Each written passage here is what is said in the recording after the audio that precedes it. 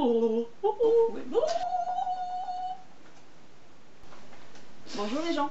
Elliot et les livres a décidé de relancer son super challenge que j'aime beaucoup qui s'appelle Au fil des saisons et qui consiste tout simplement à avoir une petite palle correspondant à 5 consignes et donc à 5 livres.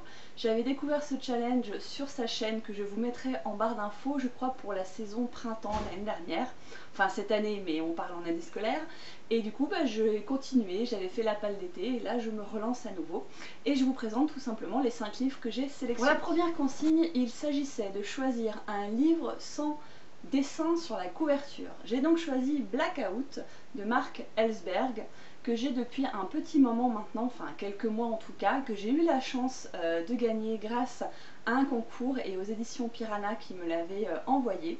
Je ne sais pas si vous en avez entendu parler, il est quand même très récent et l'histoire c'est donc que se passerait-il dans le monde s'il y avait une coupure générale d'électricité. Voilà, c'est ça la petite trame de cette histoire et c'est vrai que le concept me plaît bien donc j'ai hâte de voir ce que ça peut donner. Deuxième consigne, il fallait choisir un thriller ou un policier et j'ai choisi La Ferme de Todd Robert-Smith.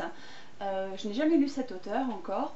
Pour ce que j'ai compris de l'histoire, nous sommes face en fait à un couple, ou plus exactement au fils de ce couple qui se retrouve entre ses deux parents, son père considérant que sa mère a besoin d'une aide psychiatrique, sa mère considérant qu'elle a besoin de policiers parce qu'il y a un souci avec son mari qui aurait peut-être tendance à abuser ou avoir fait quelque chose, on ne sait pas trop.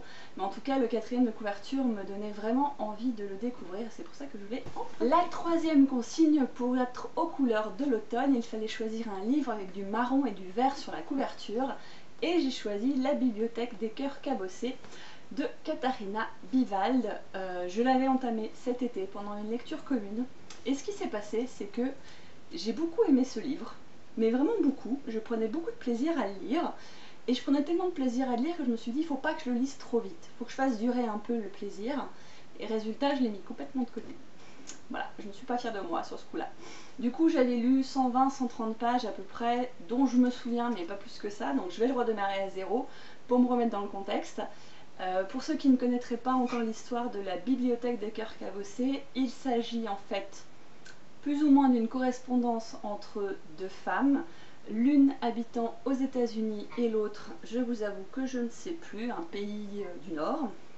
Et en fait, celle qui habite aux États-Unis invite celle qui habite dans un pays du Nord à venir la voir, et quand elle arrive sur place, la dame en question est morte. Donc à partir de là, que va-t-elle faire? Et c'est ça, voilà, le fil de la discussion. On se retrouve à découvrir dans le livre un petit peu les lettres qu'elles s'envoyaient pour comprendre un peu quels étaient leur univers, quels étaient le lien d'amitié qui était en train de se créer. Et du coup, que va choisir de faire la femme qui vient du Nord? C'est très mal expliqué vu que je me souviens pas du tout des pseudos ou des pronoms, mais en tout cas, ça vous donne une idée un petit peu de l'histoire. Et si je vous ai pas donné envie, je suis désolée. C'est un peu le cerveau qui marche au ralenti en ce moment. Pour le quatrième livre, il s'agissait de choisir un ouvrage qui nous fait penser d'une manière ou d'une autre à la magie de la forêt.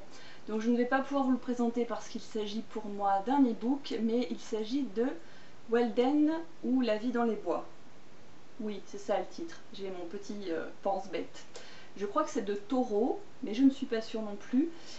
C'est un classique, donc j'ai d'autant plus la honte de ne pas m'en souvenir, mais avec le titre que ça a, je trouve que ça colle pile poil avec la consigne que nous a donnée la Miss. Et enfin, il fallait choisir une romance, donc pareil, pour moi ce sera un e-book. Il s'agit du mec de la tombe d'à côté de Mazzetti. Je n'ai aucune idée de l'histoire parce que ça fait très longtemps qu'il traîne dans ma palle e-book.